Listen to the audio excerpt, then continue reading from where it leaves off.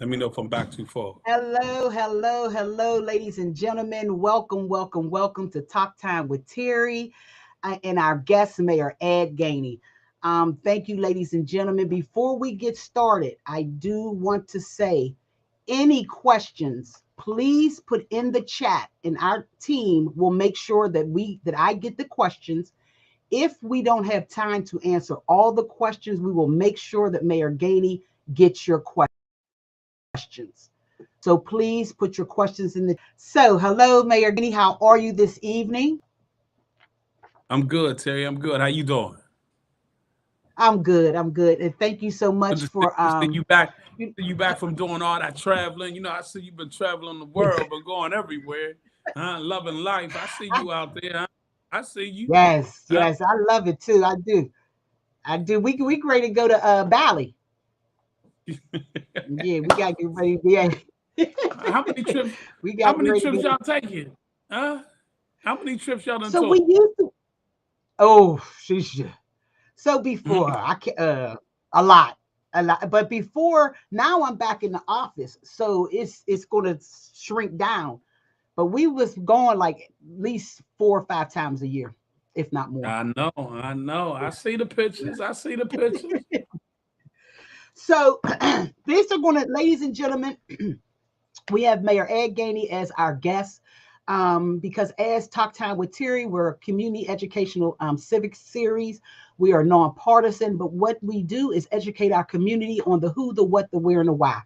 So tonight we have Mayor Ed Gainey, and our topics tonight is affordable housing and unhoused people in Pittsburgh, public safety, transportation, community development, the environment and infrastructure, and education. Again, any Did questions, you say please put in the chat. education? Did you say Yes, education? Sound like a you know friend of I ours, said don't it? that. Yeah, yeah, yeah, You yeah. know I, I probably already you know what this question is. You know what I mean? don't talk about my team, Ed. Don't talk Yeah, about my yeah, team, Mayor okay. Katie. All right, so my first question is our first topic is affordable housing and unhoused people in Pittsburgh. Mhm. So, can you share with us your plans and or goals to address the housing crisis here in Pittsburgh? And what steps has the office taken to create affordable housing opportunities here in Pittsburgh? Yeah, the unsheltered. Let's just start with the unsheltered. I think we should start there because that's been a big question. Coming in the office, we didn't even have second half comms open. There was a lot of things with red tape with license permitted inspections. We had to get all that together. We finally got it over and started moving people into second comms. Then all of a second comms burns down. Hmm. They had the fire there. It burned down. It was difficult. But what I always told people was a couple things. One is I don't believe that with the unsheltered or homeless population should be put in jail. I always believe that they should be treated with respect and dignity. And I was always going to lead with compassion because I believe that people always deserve that level of care. So once we opened up second comms again, we started moving people inside. So now Okay. our plan is always to make sure that we got housing for everybody. That's extremely important to make sure that we got housing for everybody. As of 2 weeks ago, you don't see no our unsheltered population has moved off of the North Shore. No, now we have them in. Now we have them respectable, dignified housing. Hmm. The furnace, and the jail trail. We moved everybody off there. We had a press conference today. They're all in respectable housing. I want to give a shout out to County Exec Sarah Anamorado, and I also want to give a shout out to all the unsheltered advocates that really helped move us from down there at the jail trail into respectable living. Also on the north side, I want to give a lot of credit. We also don't have no more encampments downtown. We moved them into places where they can live, places where there's respect, where you don't have to get up at 7 o'clock in the morning and take all your stuff, go back out, bring all your stuff, and be back by 2 p.m. only to line up so that you can get back into the shelter that was on Smithfield by 7 p.m. That's trauma. And if we want to remove Hmm. trauma and provide quality housing, then we had to be aggressive and going out and getting more transitional housing so that people that didn't need to be in second comms was ready to take that next step could move into transitional housing. Now, once we get them in transitional housing, they still have the wraparound support services to help them to get to the next level. So we've done an incredible job of making sure that we're taking care compassionately our unhoused population by making sure that when we did take them off the trail and we didn't move them from the trail until we had housing that was respectable and dignified, and we've accomplished that, and we're continuing to move in that direction. Okay, thank you so much for that. And I came straight home and got prepared for this, so I did not see the press conference today, but I definitely will make sure that I look at that. And thank you for Yeah, we that. had one right on the jail. We had it on the jail trail today because we wanted to show that we was able to put people into respectable housing. So again, the advocates was there, the county exec, myself, and it was just a demonstration of when you working as a team, what we can do to accomplish big things. Wow, thank you for that. Um, let's move into public safety because I think my next question actually answered it. How were you addressing the growing population of unhoused and homeless individuals? And I think you tapped in on it. Did you want to say something else on that, or do Just, I you mean, think you answered? we just got to keep working together. We got to continue to find housing. That's why my affordable housing package is so important, particularly when we talk around changing some of our zoning requirements so that we're able to build more affordable units. That's extremely important because everybody deserves a place to call home. Housing is a human right. Everybody deserves that right. Thank you, Mayor Gainey. We're going to jump into public safety. Um, Please explain to us or share with us, I should say, how has your administration decreased crime? Yeah, when I came in, we were up to 71 homicides in the city. And that's, one homicide is too many, to be quite frank. But 71 homicides was coming out of a pandemic. We know that coming out of a pandemic, people were dealing with a whole lot of different emotions. And, you want to reduce homicides. You want to be able to Mhm. say, listen, if I know I reduce homicides in the city, it's twofold. I know if I reduce homicides in the city, that I'm making it a safe place for everybody to feel comfortable.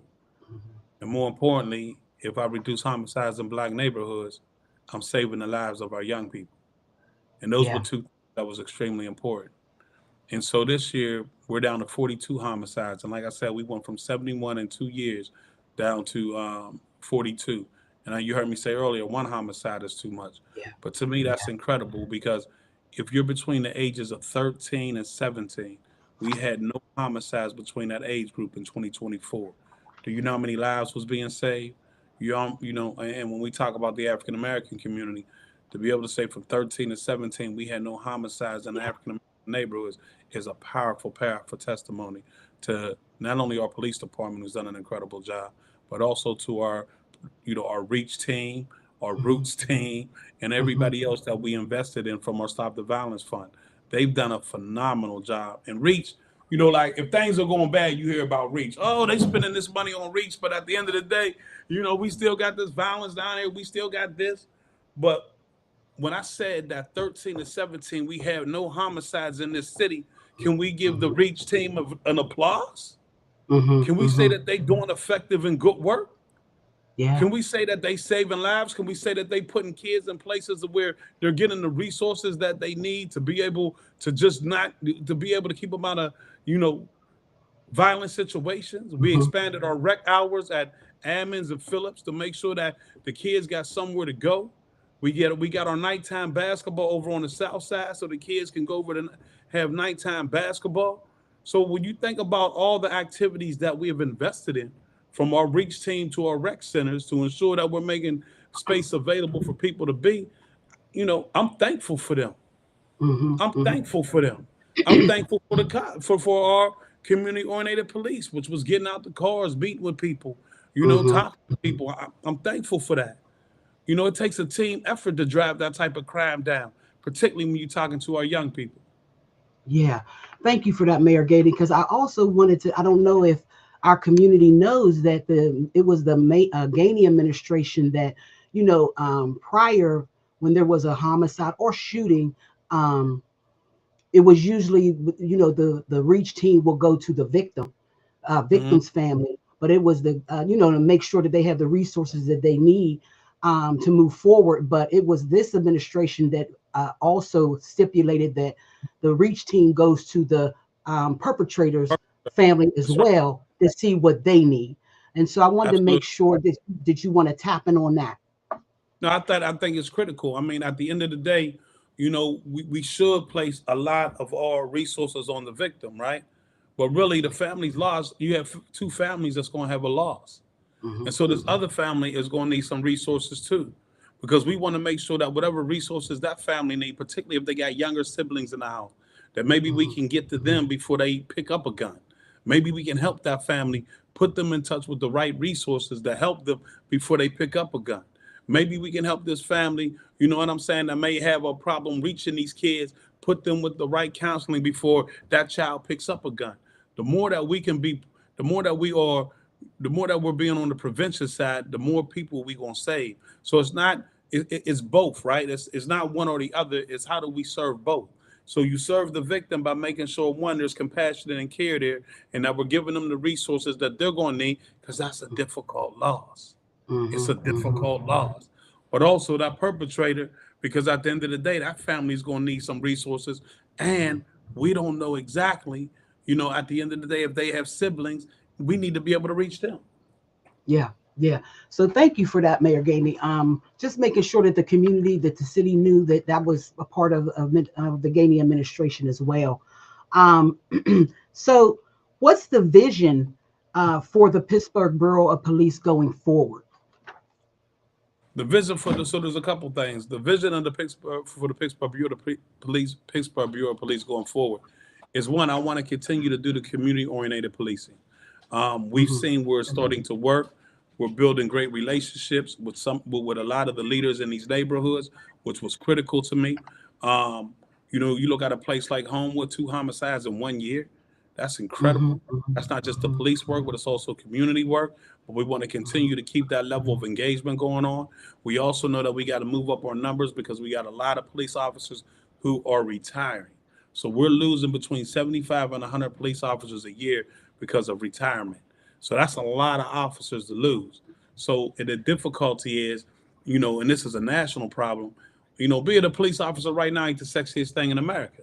Right. People are not running to become police officers. So as we lose 75 to 100 police officers, we also got to strengthen our recruitment instruments. So we're doing everything we can to be able to recruit more police officers. We changed a lot of the testing requirements Hmm. because we seen where it was holding people back. So we've made that open to 60 credits. We've taken away the 60 credits. So now that if you want to advance inside the police department, then you have to deal with the 60 credits, but you don't need the 60 credits coming in. So that was a change.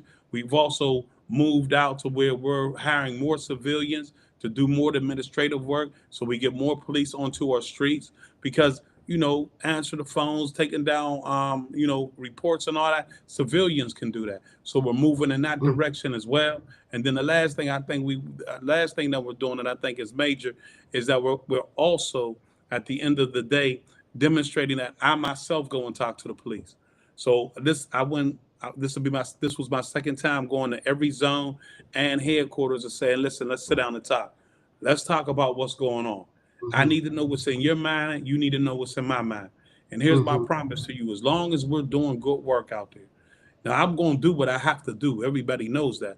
But as long as we're doing good work out there, I'm not here to destroy the morale. I'm here to build it up. Whether that's the police or the Department of Public Works, I'm not going to be out there in the media blasting you and hammering you. But if I got something to say to you, I'm going to close this door and we're going to have a conversation. Then that way it's all about a respect thing, but we both understand where I'm at. Thank you. Thank you for that, Mayor Gainey. Um, my last question First, on. Go we ahead. got a disciplinary. First time the police had a contract with an administration in 20 years. The first time ever we got a disciplinary matrix in it that if you do X, you could be fired for it. So now Mm. we have a disciplinary matrix in the contract and the collective bargaining agreement that says if X is done, Y is the punishment. So now it's no longer subjective, it's objective. So those Mm. are the things that create some type of level of stability inside of a police force or any Okay. administration. Yeah. Thank you. Thank you for that. And the initiatives, the last question on the public safety, the initiatives that the Gainey administration have created to improve the relationship with the city of Pittsburgh and residents. Do you see that working? Yes, I do. I do. When I'm going around to different community groups, inside the neighborhoods. They tell me, hey, listen, we like the fact that the police come to the meetings. We like the fact that when we see them in these streets, they stopping and saying hello, and they talking and they walking the block. They like that. So, from what I'm hearing from several of the community leaders is that the program is working. Okay. Thank you for that. We're going to jump into transportation. Again, ladies and gentlemen, if you have any questions for Mayor Gainey, please put them in the chat. Our team will make sure that I get the questions. And if we do not have time for Mayor Gainey to answer them, we will make sure that he gets your questions. Thank you. We're going to jump down to transportation. So we're going to talk about the dignity of pedestrians and sidewalk accessibility. Because it's very central, especially for our disabled our neighbors. And so by centering safety for our most vulnerable communities, including our youth, what steps have been taken to reach your transportation goal? And exactly what is that goal? Well, Terry, one of the things that, we did when we came in was talking about how we could fix our own sidewalks at Mm-hmm, the city. Matter of fact, we started in Sheridan.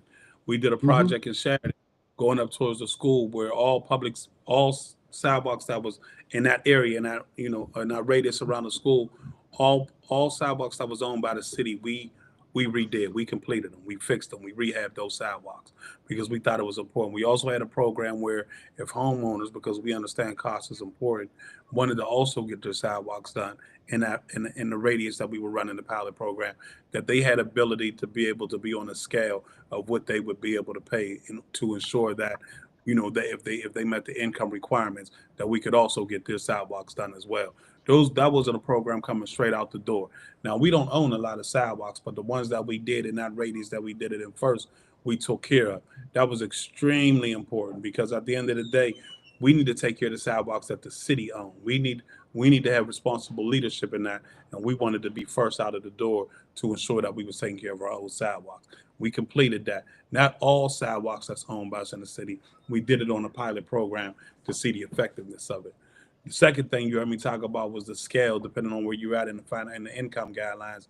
You could also get your sidewalk done if it was a private citizen a private resident in this city.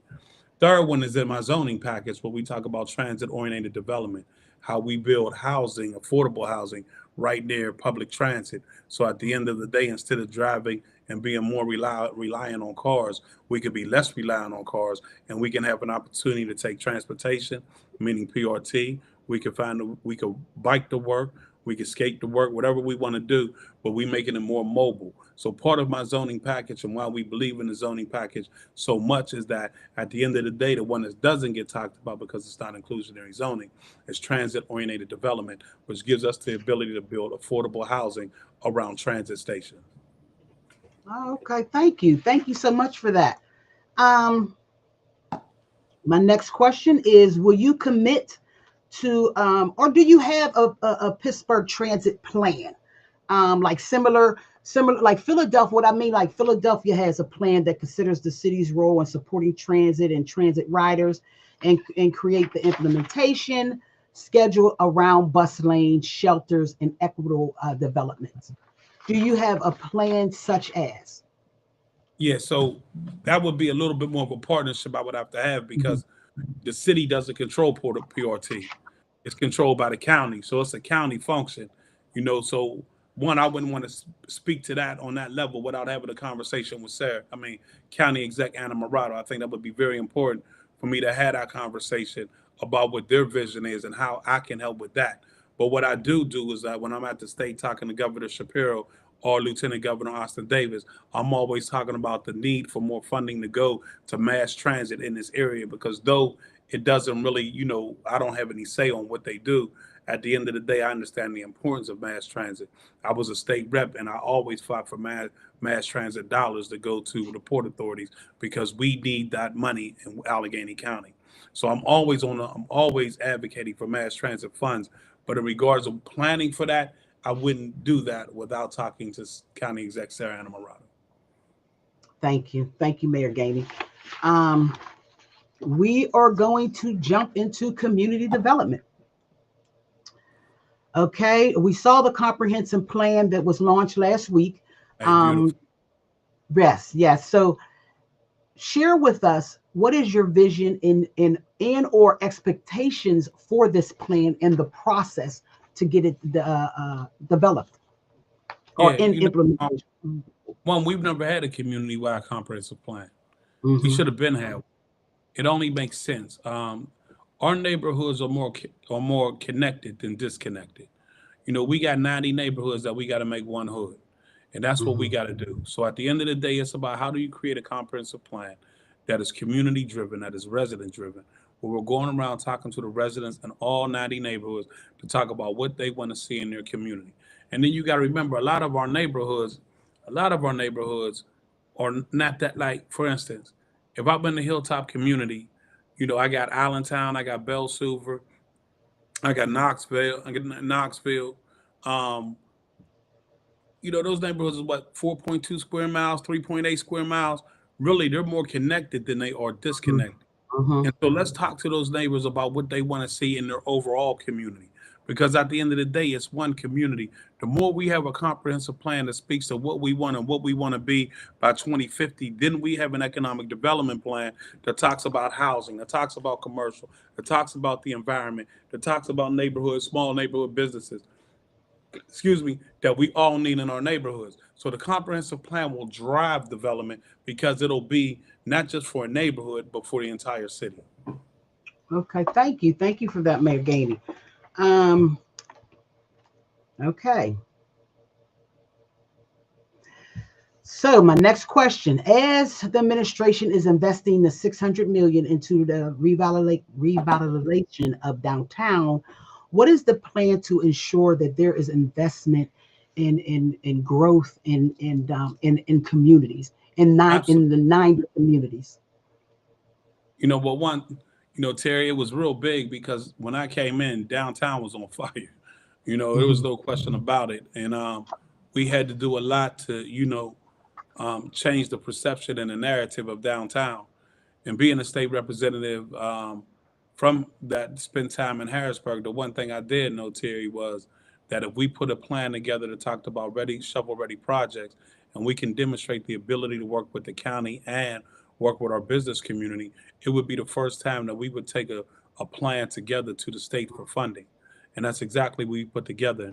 And because of that, we were able to get 600 million over 10 years for downtown development. We got 7 conversion plans, commercial real estate to the residential, affordable, so that people will have the ability to not only work downtown but to live downtown. But also something that we got that I think gets lost out of it because we're talking about 600 million is the fact that at the end of the day, we got 12, never been done before, first time, 12 low income tax credit deals in 2 funding cycles. So you're going to see we've done 2,000 units of affordable housing, and we got another 1,000 units in the pipeline. We went and got a $30 million affordable housing bond so that we can build and preserve more affordable housing. Those are 3 components that we've received in order to do more affordable housing in these neighborhoods. It's never been done that you get 12 low income tax credit deals in 2 funding cycles. That's amazing. That's putting in that work. That's making sure that we're creating a pathway in order to build more affordability so that at the end of the day, we can start making sure that everybody has a home, which I told you in the beginning is a human right. But we had to create the infrastructure. The infrastructure wasn't there. We didn't have a $30 million affordability bond until we went to go get it. You know what I mean? Mm-hmm. We used some of our COVID money for own PGH, where 150 low income renters became low income homeowners. Majority of them, majority of them African American women, single moms that now own a home for the first time. That's wealth building. We were able to do that.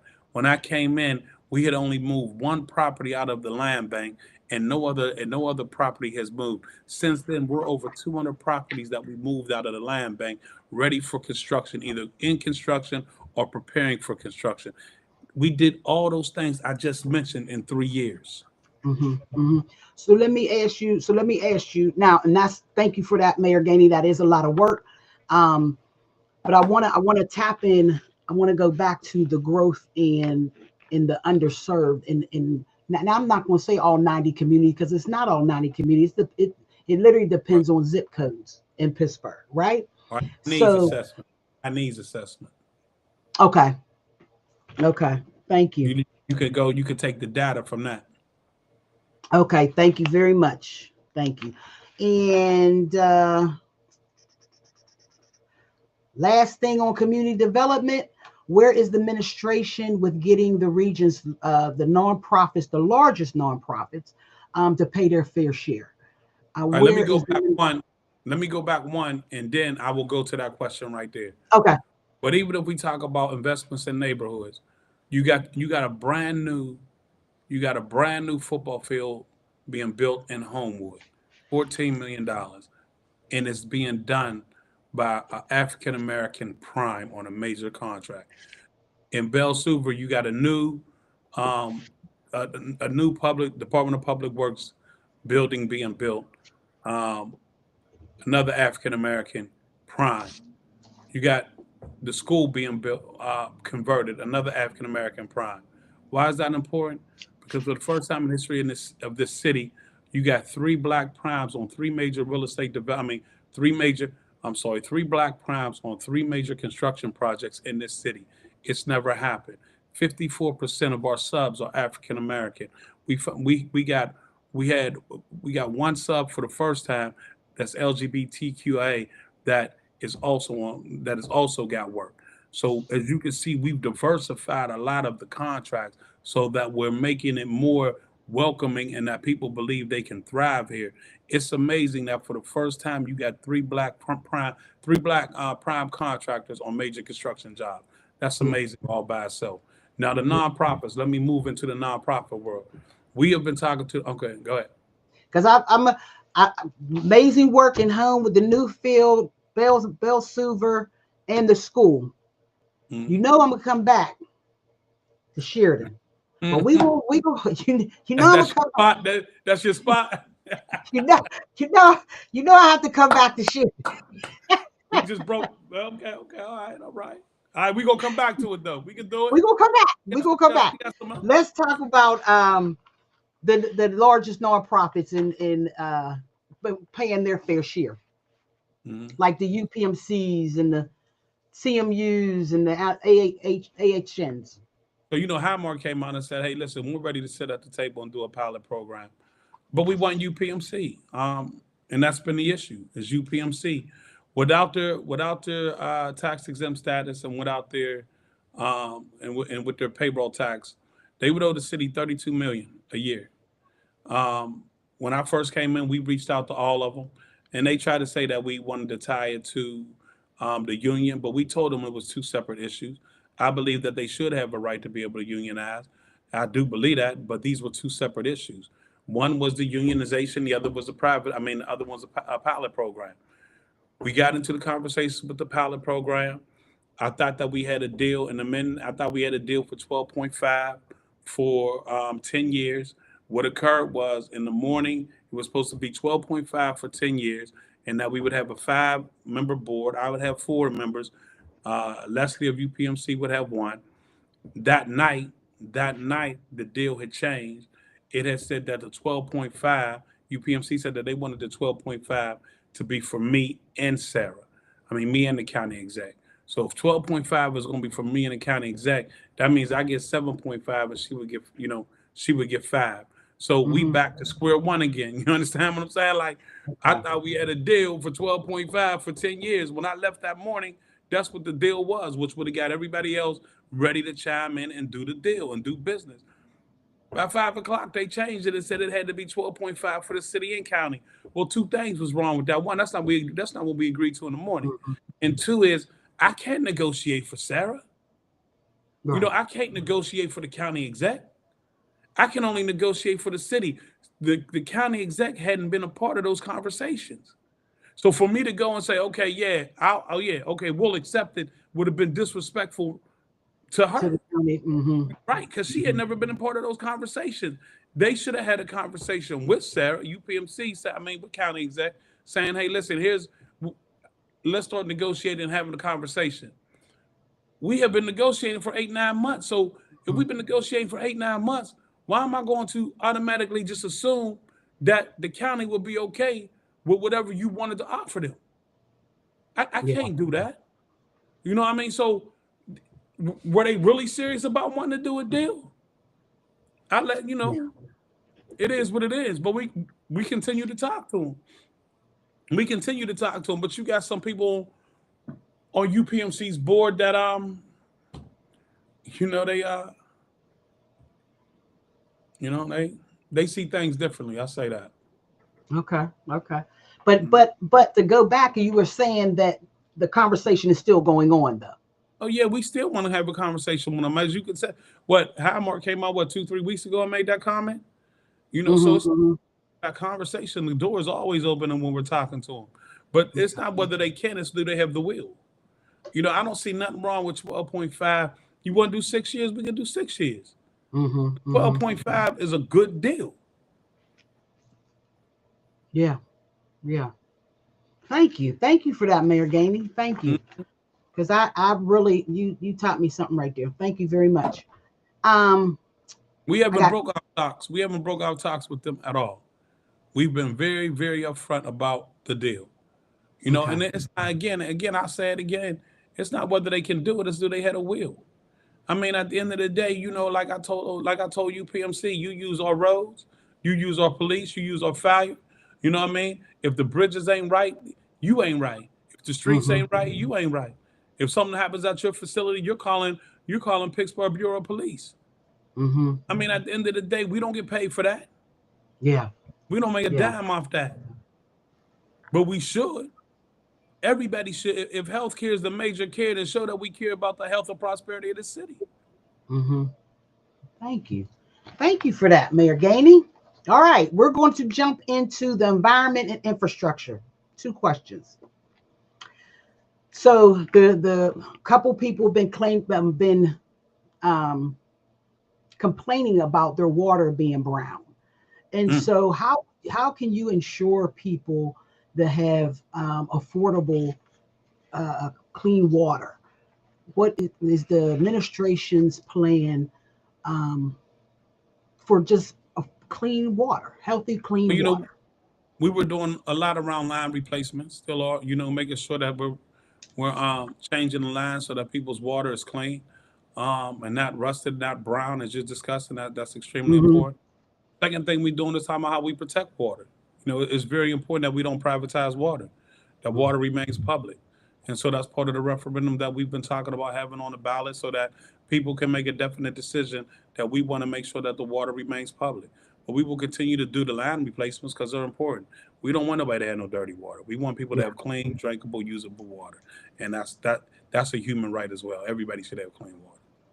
Thank you. Thank you for that. And what is the administration? What is your plan for all of the vacant lots here in Pittsburgh? And that's a good question. That's going to be part of the comprehensive plan. When they Okay. go around and start asking people in the neighborhood, what do they want to see?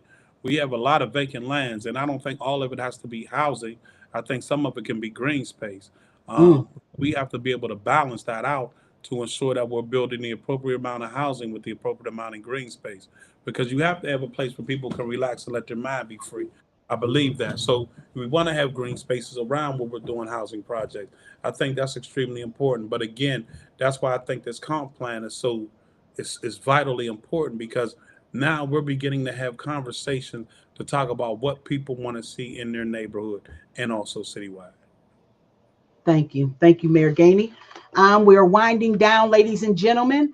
Again, please put your questions in the chat, and our team will make sure that Mayor Gainey gets your questions. And if I don't have time to ask him, we will make sure that he gets all of your questions. Okay. We are going, before we jump into education, I'm going to let you Education. think. I got education. Oh, wait a minute. No, wait a minute. What I got to do? Is Dr. Walters on here? Where's Dr. Walters at? Say, look, I feel Angel Gober up in this bad boy. You're gonna leave my Yeah, team alone. huh? He done bullied the whole You're gonna school leave board. He bullied the whole school board. I couldn't believe it. You know what I mean? leave That my boy, me, Mm. All right. I So said, Now, the Pittsburgh Public Schools, as you already know, is facing the budget deficit. Okay, and are planning on closing schools in our communities, which we cannot afford that. So Right. don't be reading. Is my friend It's texting your you? girl Angel. You know it's Angel. You already know it's Angel. Right? You already know. You already know. I'm gonna turn. I'm turning the phone over. I'm gonna turn it over. I'm gonna turn it over. Oh my God. Oh, Uh, I love her. Okay. So let's get back. Okay. Talk time with Terri. all Okay. right, come So, all right. The Pittsburgh Public Schools is facing a budget deficit and are planning to close schools in our communities. We cannot afford that. Now, according to the transition plan document, agreed to work with the school district and Pennsylvania legislature to ensure the transfer of public schools. Um, how will you work? How would the city work to return the EIT money back to the school district? on. Yeah. Terry, that's a great question. Excellent question. We've had some conversations, but the state is on. Here's where the state is at. The state is saying that through, and I wasn't at the state at the time, so I'm just giving to you what I got. The state is saying through a funding mechanism, the school district was made whole. The school district is saying that's not true. The school Right, district is saying they was not made whole until right.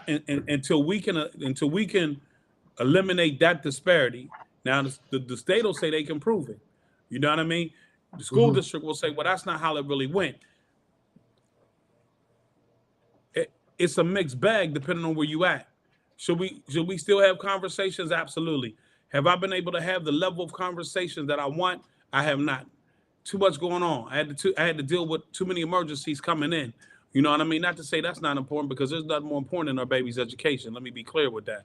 You know what I mean? But I think that we there has to be a time where an organization gets this the city, the state, in the school board in the room and say, if it was paid back, what was the vehicle that it was paid back in? If it wasn't, then I think we have to talk about how we do it because right now the city getting ready to go into 2 skinny years. I've been Yeah, talking about that from day one. That we getting ready to go into 2 skinny years. So if we get ready yeah, to go into 2 skinny years, there ain't no way that we're gonna be able to get 20 million back right now because that will put us in a real deep deficit. And we've worked hard to make sure that we didn't go into a deficit. We ended the year on a surplus over $4 million. We had our bond rating increase from AA minus to AA. Those are great signs that you're going in the right direction. But we also been extremely clear that we would be in a lean time for the next 2 years.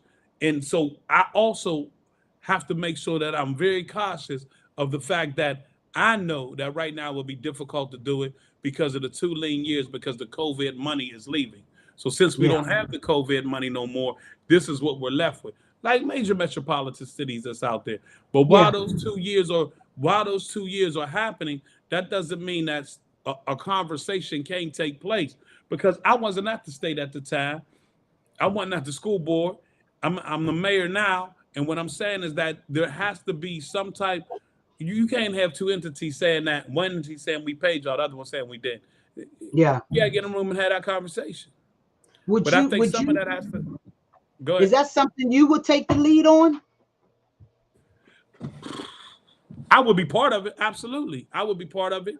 Absolutely. I would sit down and do whatever I can. But I think that the two, one of the people that need to take the lead is either the school district or the state. Because Okay. those are the two people that are at the center of it. The city, yeah, the city's in it, but the two ones that had discrepancies about how the payment happened is the school district and the state. Somebody needs to. I'm willing to be part of that table. Yes.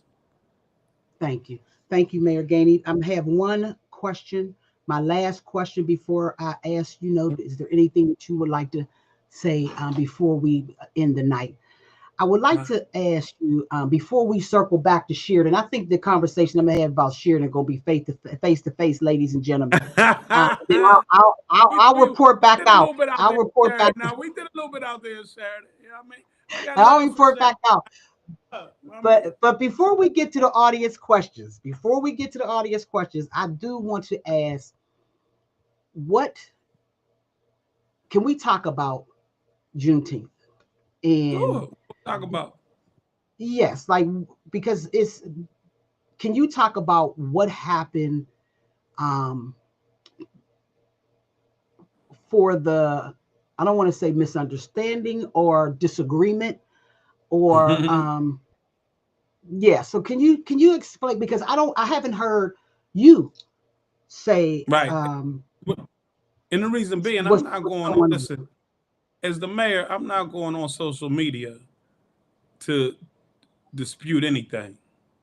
Okay. I think as the mayor, you don't do that. You don't lower yourself to a level where you go on social media and have back and forth disputes. I'm not a kid. Okay. I'm not a child. You know, if somebody want to know, they got to ask me. You know, B Marshall. I've always helped B Marshall. When I was at the state rep, I'm the one who helped him get Point State Park many a days that they didn't want to give it to him. So I ain't never had no problem with B Marshall. The issue occurred when I became mayor. When I became mayor, he had a debt for 40,000 from the previous mayor. We erased that debt. There was COVID money set aside for 125. We could have split it up, but I wanted Juneteenth to be a success. We gave him 125,000. On top of that, we raised them between 80 and 85,000 for Juneteenth. On top of that, at the end of the day, we made calls. Then you go on TV and you hold a press conference against me about one of my employees, which all you had to do was give me a call and allow me to handle it, because some of this stuff is systemic.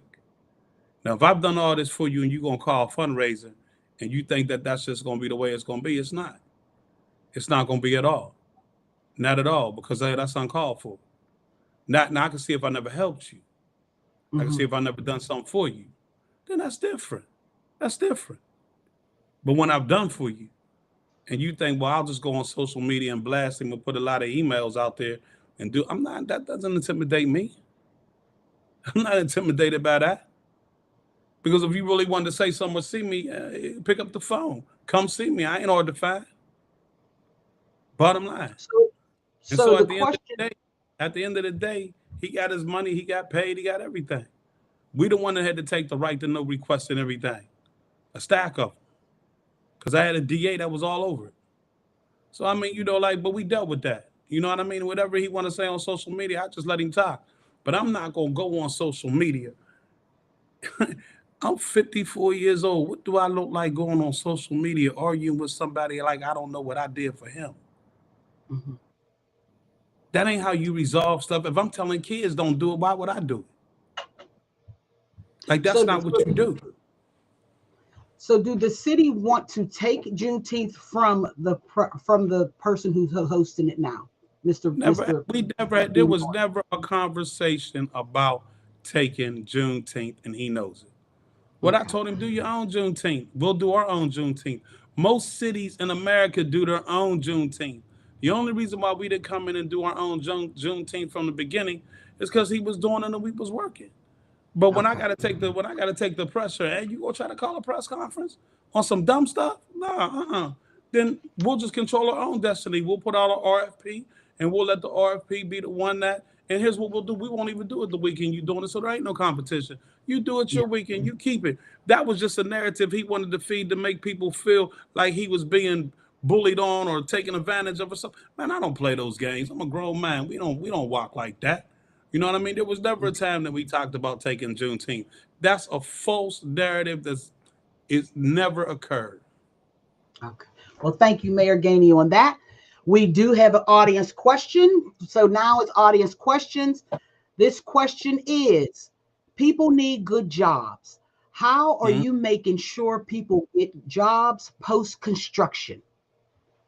Yeah, I think that's a great question. And we came in and we made some moves. I mean, like you heard us talk about the requirements to be a police officer. We changed that. You don't need 60 credits no more. Even with our, because you got to deal with the jobs that's at the city first. We also knew that we had, because of Act 47 and the fact that we lost a lot of our Department of Public Works people because of that, we know that we were stretched thin in the Department of Public Works. Excuse me, we've been hiring, we started hiring a lot of people in the Department of Public Works. So when they say they put like 100 people up there, well, yeah, a lot of them 100 people went into the Department of Public Works. We couldn't get snow up for the first 72 hours when I took over. Now, within 24 hours, them Mhm. streets is clear. And if not, we say call us. So we have a whole plan on how to Mm-hmm. do it, but it took personnel in order to do that. Even our crossing guards. Before, you needed a driver's license to become a crossing guard. For what? You don't need a driver's license to become Mm-hmm. a crossing guard. So we removed that stipulation because we wanted to continue to ensure that we were creating it, making it easier for people to get jobs. We created Girl Fire, Go Girl Fire. I think I said it right. Where we created a pipeline to where Mm-hmm. more women would become firefighters. Because at the end of the day, we do want to see more women in the firefighter realm. So we've done that. So that's four things we've done right there in 3 years. That's four things we've done. And then the fifth thing we've done is that if you look at my administration has been the most diverse administration this city's ever seen. So at the end of the day, not only have Mm-hmm. we talked about it, we walked it. We removed some of the requirements and some of the barriers to help people move forward. Now that's internally. Now let's move internally and go externally. We are a technology city now. We are technology based. There's too many billions of dollars in the technology realm. So what are we doing? We have to be able to claim that. When we've had two back-to-back years with Kenya Porter of Google putting on Tech Week so that we can help our children understand the power, the ability, and the job opportunities that's in the technology realm. Because if you don't know technology here on out, particularly if you're young, it's going to be hard to get a job anywhere. You got AI, you got life science, you got robotics, you got autonomous cars, you got all these new things developing in the technology field that our children have to know about it so that at the end of the day, they will be prepared to take on these jobs. So, on the external, for 2 years straight, we've had Tech Week where we've had our children come up there. We talked about different ways to diversify the tech industry so that people that's looking to get into the tech industry knows where to go. So those are the things we've done internally and externally to get people jobs inside the city. Okay. Well, thank you very much. My team said that they do not see any more questions that you haven't already answered Mm. in the chat.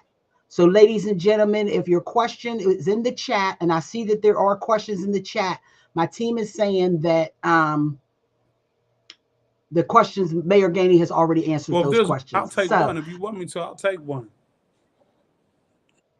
okay, when are we building in development in Sheridan in the west end of Pittsburgh? So we did. I don't know if it was. I don't know if it's exactly in Sheridan, but we did some homes over there, some affordable housing over there in that area. I know there's another development that's getting ready to happen in that area.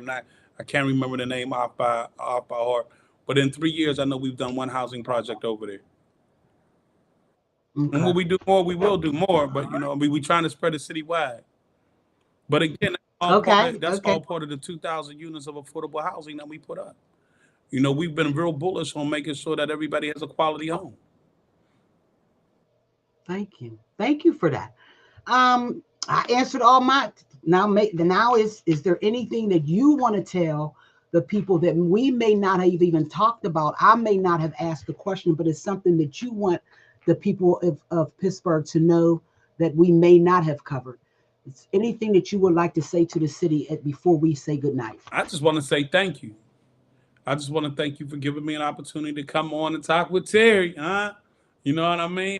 I had a good time. I had a good time. But we've done a lot of work. I mean, whether it's, we don't have no more bridges in failed condition. We created our bridge asset management program to ensure that we will never wake up to another collapsed bridge. I thought that was critical, particularly all that we're doing. We've also went and got the Super Bowl. I mean, the draft. The draft is kind of NFL draft is coming to the city. Um, we've done a lot. I mean, we've done a lot in 3 years. It's Yeah, unbelievable. yeah. So if someone was to ask, why is it that you should be reelected? Why you? Yeah, because we took on the fight that others wouldn't. In order to make this a city for all, people have to share their interests and prosperity. That's why the fight with the nonprofits is still an ongoing thing that I want to continue until we get it. Until we get it. We also know that in order to share our prosperity, we got to begin. We have to invest in higher education in a way that allows our younger people to know exactly what fields they can go in this city. We want to continue to make sure that we're sharing our prosperity by making sure that the bridges are working correctly, which we're already doing. We want to share our prosperity by continuing to Mhm. build more affordable housing in the city, because we know that housing is a human right. And the more that we build, the more that we stabilize the housing market in this city. We lost over close to 20,000 people, and we want to bring them back. And out of those 20,000 people, 11,000 were African American. Well, we want to reverse that trend. We want them to come back to the city. We're on our way of doing that. We've got a lot of work that we've started that we want to complete. Wow. Well, thank you, Mayor Gainey. And thank you, ladies and gentlemen, for watching Talk Time with Terri with Mayor Ed Gainey. And with that, well, wait. If somebody wants to ask you a question, or volunteer, or how can they help you make phone calls, knock doors? How can someone get in touch with you? Well, you get it. Angel Gopes. I know she's on. I know my friend is busy texting you. uh, um, Look, you can call me 412-628-7170. 412-628-7170. We will begin the information out to our campaign manager. You have Sam's number. You can give Sam a call as well and let Sam know you want to get involved. I don't know his number off by heart. We don't remember our numbers no more. You just go on your phone, hit your phone, and the number, and make the call. So I don't, but you have his number. You could definitely share with the people. Uh, we need all Yeah. the help we can get. We fighting power. I'll be quite honest. You can follow us on social media, Team Gainey. You can add Gainey, Mayor Gainey. We're on Twitter, TikTok, Facebook, and Instagram. You can follow us there. There's a whole bunch of ways that you can get involved. But the reality is, we have to continue to move this city forward. We can't continue to go backward. We must go forward. We must invest in affordable housing. We must invest in public safety. We must invest in jobs and growth. We need these things in order to become a city of tomorrow, not of yesterday. Thank you, Mayor Ed Gainey. And as he said, if you want to get in touch with him or get on his calendar, Sam's phone number is 203-988-1319. 203-988-1319. And with that, Mayor Gainey, I have to say thank Thank you you. for coming on Talk Time with Terri and joining us this evening. With that, ladies and gentlemen, we're going to say good night and look forward